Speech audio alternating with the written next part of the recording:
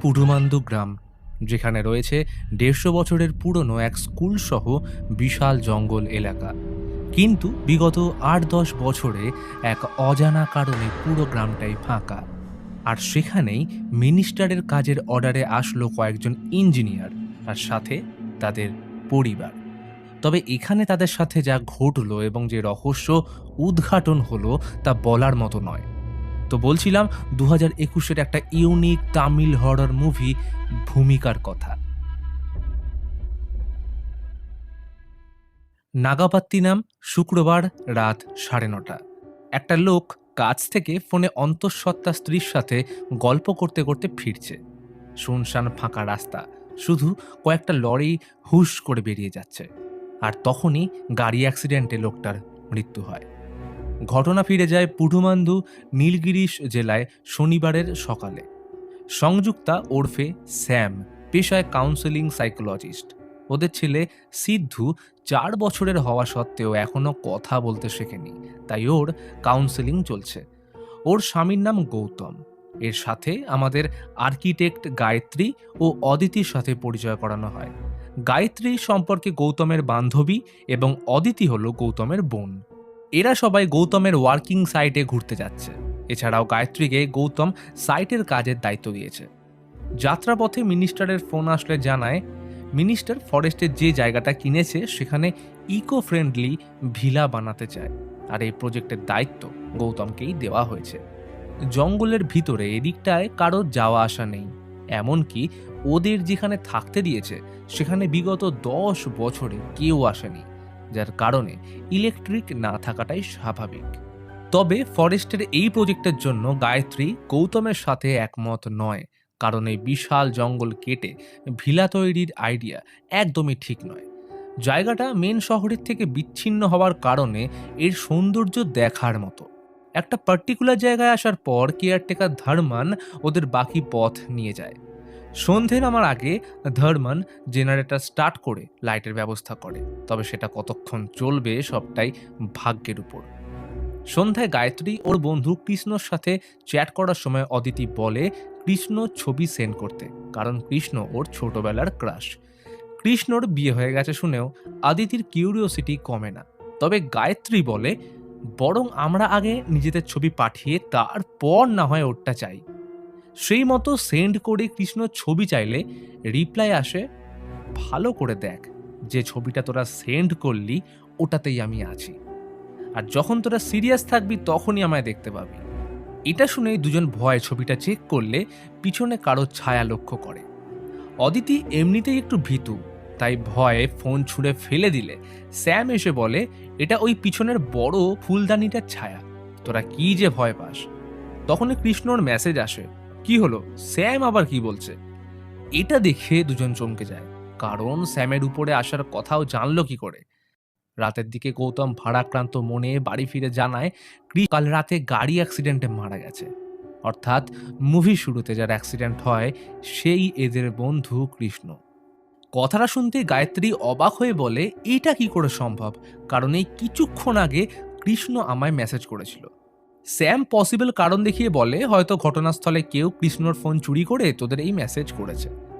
এইবার গৌতম রেগে বলে এইসব ফালতু কথা বন্ধ করো, এই এরিয়াতে বিগত ৮ বছর ধরে কোনো টাওয়ার নেই। তখনই ফোনটা আবার বেজে উঠল, মেসেজ ঢুকেছে। স্যাম বলল হয়তো উইক সিগন্যাল ক্যাচ করেছে, তুই নাম্বারটা বরং ব্লক কর। ডিনারের সময় কৃষ্ণর কথা জাস্ট উঠেইছে, আবার একটা মেসেজ। গৌতম রীতিমতো রেগে উঠল, তখন এতবার করে বললাম ফোনটা সুইচ অফ করতে, এখনো করিসনি। তখন গায়ত্রী কম্পমান হাতে পকেট থেকে ফোনের ব্যাটারি বের করে দেখালো, সুইচ অফ তো দূরের কথা, আমি ব্যাটারি পর্যন্ত বের করে নিয়েছি।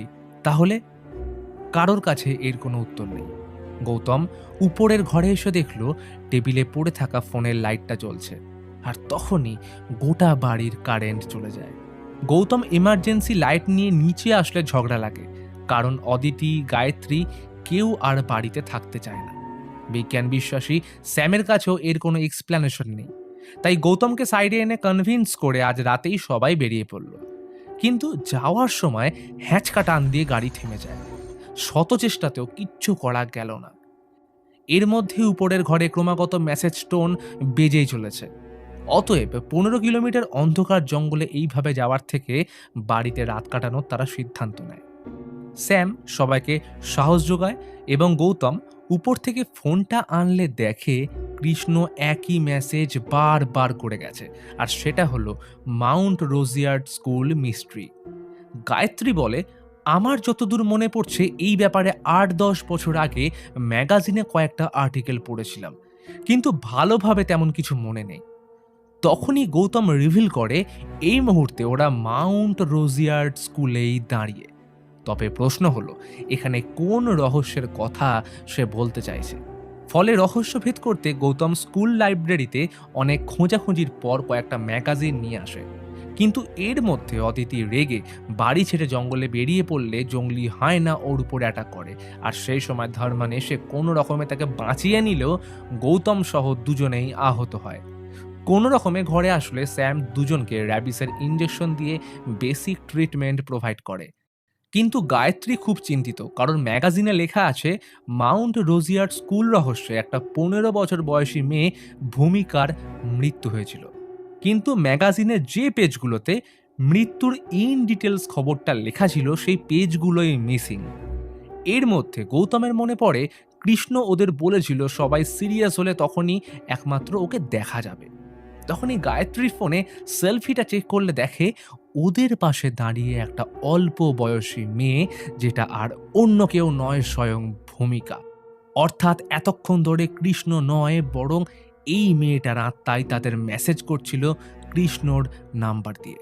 তবে প্রশ্ন হলো কৃষ্ণই কেন?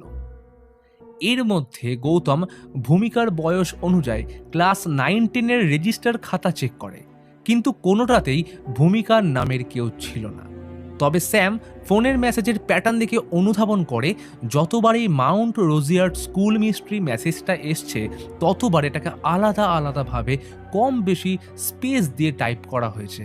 অর্থাৎ ভূমিকা যদি এটা করে থাকে তাহলে ও কোনো সাধারণ মেয়ে নয়, হয়তোবা স্পেশাল চাইল্ড। এর মধ্যে ভূমিকার মেসেজ আসলে স্যাম ধর্মানকে নিয়ে পরিত্যক্ত অফিসে ঢুকে একটা পুরনো ফাইল থেকে ম্যাগাজিনের ওই ছেঁড়া পেজগুলো খুঁজে পেলে রিভিল হয় ভূমিকার মৃত্যু রহস্য। মাউন্ট রোজিয়ার্ড স্কুলের লাইব্রেরিয়ান গণেশের একমাত্র মেয়ে ভূমিকা। 15 বছরের ভূমিকা আর বাকি 5টা মেয়ের থেকে আলাদা। মাহারা মেয়েটা ছোট থেকে অটিজম রোগে আক্রান্ত, কিন্তু এই রোগের এফেক্ট নার্ভাস সিস্টেমের উপর আসার কারণে ভিকটিম মানসিক ও শারীরিকভাবে ডেভেলপড হয় না, ফলে তাদের ইন্টারাকশন করার প্রক্রিয়া কিছুটা আলাদা। গণেশ স্কুলে কাজ করা সত্ত্বেও ভূমিকা এখানে পড়ার অনুমতি পায়নি। গণেশ চাইতো অ্যাটলিস্ট মেয়েকে স্কুল থেকে 10 পাস করিয়ে নিতে। ভূমিকা ছোট থেকেই পরিবেশ ভীষণ ভালোবাসে, সহজ ভাষায় সে প্রকৃতিপ্রেমী। সে পড়াশোনা করতে না চাইলেও তার মধ্যে ড্রয়িংয়ের অসম্ভব সুন্দর দক্ষতা ছিল। স্কুলের বাইরে জঙ্গলধারের বড় গাছটা যেন তার আশ্রয়। গাছটায় আসা কাঠবিড়ালি পাখিগুলোর সাথেই যেন ভূমিকার সখ্যতা। বাড়িতে ওর জিনিস কেউ যদি নিজের জায়গা থেকে সরায়, ব্যাস তাহলেই অশান্তি। আনন্যাচারাল জিনিস তার সহ্য হয় না, যার কারণে কটনের কাপড় ছাড়া কোনো জিনিস সে পরিধান করতো না। সে একবার আঁকতে শুরু করলে সেটার কোনো সীমানা থাকে না, যার কারণে এই রোগের ব্যাপারে অজানা লোকদের কাছে ভূমিকার এই ব্যবহার পাগলের প্রলাপ মনে হতো। এর মধ্যে স্যামুয়েল নামের এক লোভী বিজনেসম্যান 150 বছরের পুরনো মাউন্ট রোজিয়ার্ড স্কুল সহ পাশের জঙ্গলের প্রায় 400 একরের জায়গা কিনে নেয়। অনেকদিন যাবৎ স্কুল লসে রান করায় প্রিন্সিপাল বেচার জন্য দ্বিমত করেনি। স্যামুয়েল স্কুল সহ পুরো জঙ্গল এরিয়া নিজের মতো ডেভেলপ করার প্ল্যান করে, ফলে জঙ্গল কাটতে হবে। এরই মধ্যে একদিন পৃথিবী বিখ্যাত পেইন্টার ইসমাইল আখতার তার স্ত্রীকে নিয়ে মাউন্ট রোজিয়ার্ড স্কুলে ভিজিটে আসেন, আর সেখানে লাইব্রেরির দেওয়ালে লাগানো ভূমিকার ড্রয়িং দেখে তিনি অবাক হয়ে যান। ইসমাইল আখতার ভূমিকার ড্রয়িংয়ের দক্ষতা দেখে তাকে 1 সপ্তাহের আর্ট ওয়ার্কশপে ইনভাইট করে এবং সেখান থেকে তিনি তার মধ্যে লুকিয়ে থাকা অসাধারণ প্রতিভা লক্ষ্য করে। বাড়ি ফেরার সময় ইসমাইল ভূমিকার কিছু ড্রয়িং ইন্টারন্যাশনাল প্রতিযোগিতায় সাবমিট করলে সে প্রথম স্থান অর্জন করে। এবার এই সুযোগ নিয়ে মাউন্ট রোজিয়ার্ড স্কুল লাইমলাইটে আসার জন্য প্রিন্সিপাল তাকে স্কুলে অ্যাডমিশন দিলে গণেশ আনন্দে সারা গ্রামে মেয়েকে নিয়ে মিষ্টি বিতরণ করতে বেরিয়ে পড়ে। কিন্তু সে বিন্দুমাত্র জানতো না তার মেয়ের সাথে ভবিষ্যতে কি হতে চলেছে, কারণ এই ঘটনার কদিন পর অস্বাভাবিক কারণে ভূমিকা মারা যায়। ভূমিকার এই ঘটনা ইসমাইল আক্তারের স্ত্রী নিজের ম্যাগাজিনে লিখে যায়, কিন্তু সেটা পাবলিশ হওয়ার আগে প্রথম কপি স্কুলে আসলে ম্যাগাজিনে উল্লেখ ভূমিকার ঘটনার পেজগুলো গণেশ স্কুলের চাপে একটা একটা করে ছিঁড়ে ফেলে। গল্পের ঘোর কাটল ধর্মানের জেনারেটর ঠিক করার আওয়াজে। তবে ভূমিকার মৃত্যু রহস্য এখনো অন্ধকারেই। কিছু পেপার কাটিংস থেকে জানা গেল ভূমিকার মৃত্যুর পর মাউন্ট রোজিয়ার্ড স্কুল বন্ধ হওয়ার সাথে পুরো গ্রাম 6 মাসের মধ্যে অজানা কারণে খালি হয়ে যায়। সবাই যখন এই ঘটনার রহস্য খুঁজতে ব্যস্ত, ততক্ষণে গৌতম পৌঁছে যায় স্কুল সংলগ্ন ভূমিকার বাড়িতে। এসবের মধ্যে অদিতি ভয়ে গায়ত্রীর ফোনটা ভেঙে ফেলতেই দেখে ওদের পিছনে অন্ধকারে দাঁড়িয়ে ভূমিকা। প্রথমে সে অদিতি, তারপর গায়ত্রীর উপরে অ্যাটাক করতেই দুজনে জ্ঞান হারিয়ে ফেলে। ধর্মান কোনো রকমে তাকে সামলাতে গেলে স্যাম গাড়ি নিয়ে বেরিয়ে যায়। ততক্ষণে ভূমিকার আত্মা ধর্মানের উপর অ্যাটাক করে। স্যাম ইতিমধ্যে গৌতমকে রাস্তায় পিক করে সমস্ত ঘটনার ব্যাপারে বললে মনে পড়ে তারা এইসবের মধ্যে সিদ্ধুর কথা ভুলেই গেছে। সে এখনো একা উপরে ঘুমোচ্ছে। বাড়িতে এখন বিধ্বস্ত অবস্থা। স্যাম সিদ্ধুর রুমের দরজা খুলে দেখে ভূমিকা ওর সামনে বসে, কিন্তু ও সিদ্ধুর কোনো ক্ষতি করেনি, বরং একসাথে ছবি আঁকছে। ভূমিকা সিদ্ধুকে একটা ড্রয়িং ধরিয়ে বেরিয়ে যাওয়ার সময় সিদ্ধু তাকে ধন্যবাদ জানায়। অদ্ভুত বিষয়, সিদ্ধু কোনোদিনও কথা বলতে পারত না, কিন্তু সেদিন ভূমিকার অলৌকিক শক্তির কারণেই হোক বা ভগবানের কৃপা, সে প্রথমবারের মতো কথা বলেছিল। এরপর রাতে আর কিছু ঘটল না। সকাল হতেই প্রত্যেকে বাড়ি ফিরে যায়। তারা কাল রাতের ঘটনা কাউকেই জানায়নি। কিন্তু স্যাম থেমে থাকলো না। সে নিজের মতো তদন্ত শুরু করলো ভূমিকার মৃত্যু রহস্যের। সেই সময় যিনি পুলিশ আধিকারিক ছিলেন তার থেকে এবং অন্যান্য অফিসিয়াল রিসোর্স থেকে যে ইনফরমেশন সামনে এলো সেটা চমকে দেওয়ার মতো। বিজনেসম্যান স্যামুয়েলের ডেভেলপমেন্ট প্ল্যান ছিল 400 একরের জঙ্গল কেটে সেখানে ভিলা তৈরি, যেটা প্রকৃতিপ্রেমী ভূমিকার পছন্দ হয় না। যেদিন অফিসিয়ালি জঙ্গল কাটার কাজ শুরু হয় সেদিন এই মেয়েটির মনের মধ্যে কি হচ্ছিল সেই খবর কেউ রাখেনি। এমনকি যেদিন গণেশ ওকে নিয়ে গ্রামে মিষ্টি বিতরণ করতে বেরোয় সেদিন উনি আনন্দে খেয়ালই করেননি যে জঙ্গল ও মাটি কাটার মেশিনের আওয়াজে ভূমিকা যন্ত্রণা ও কষ্টে জর্জরিত হয়ে গেছিল। বাবার হাত ধরে স্কুল পথে যাওয়ার সময় যখন দেখল ভূমিকার প্রিয় গাছটাকে ওরা কেটে ফেলছে, তখন সে নিজেকে আটকে রাখতে পারে না, ছুটে যায় বাঁচাতে। এই গাছ ছিল তার মায়ের মতো। তার ছায়া, মমতা, পছন্দের জায়গা সব যেন হারিয়ে যাচ্ছিল মেশিনের অবিরত আঘাতে। ওদের কাজের মধ্যেই ভূমিকা গাছটাকে বাঁচানোর জন্য জড়িয়ে ধরে কাঁদতে থাকে। গণেশ তাদের অনেক রিকোয়েস্ট করেছিল এই গাছটা না কাটার জন্য, কিন্তু মেশিনে আবদ্ধ মানুষগুলো কি বা জানে প্রকৃতির টান। কেউ শুনল না তার কথা। ফলে ভূমিকা সেদিন গাছে ক্রমাগত মাথা ঠুকে সেখানেই মারা যায়। গণেশকে টাকা দিয়ে এই ঘটনা চেপে দেওয়া হলেও এই প্রজেক্টের সাথে যারা যুক্ত ছিল প্রত্যেকেই অদ্ভুত কারণে মারা যায়। বিজ্ঞানের ভাষায় একটা টার্ম আছে, গায়া হাইপোথিসিস।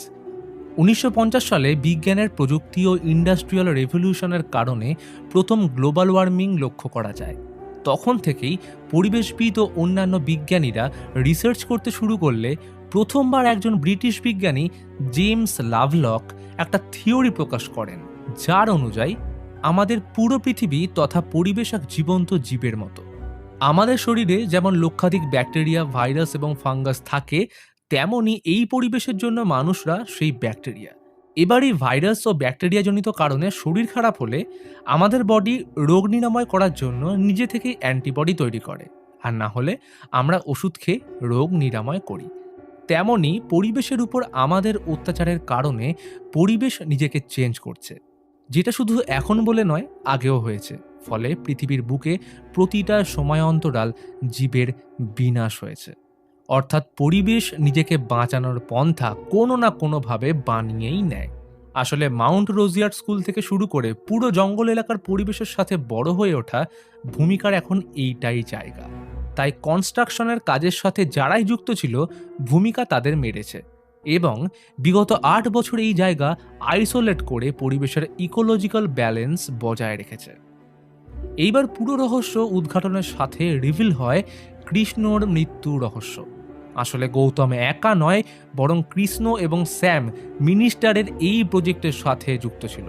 যেহেতু গায়ত্রী এইরকম প্রজেক্টের জন্য রাজি হতো না, তাই স্যাম তাকে ট্রিক করে রাজি করিয়ে সেখানে নিয়ে আসে, যার কারণে ভূমিকা প্রথমে কৃষ্ণকে মেরে বাকিদেরও সেদিন রাতে মারার চেষ্টা করে।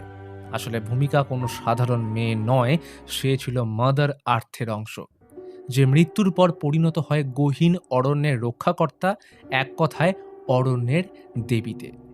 কিন্তু এই দেবীকে যখন মানুষরা অবমাননা করে নিজের আত্মতুষ্টির জন্য বিপক্ষে যায়, তখন ফল হয় ভয়ানক, যার কারণে মিনিস্টার মুখ থেকে রক্ত উঠে মারা যায়। এবং এত কিছুর পরেও শিক্ষা না হলে যখন গৌতম মাউন্ট রোজিয়ার স্কুল সংলগ্ন জঙ্গলের কাজে ফিরে যায়, তখন ভূমিকা তাকেও মেরে ফেলে। এই জন্যই কথায় আছে, সমাধানের অংশ হও, পরিবেশ দূষণের নয়।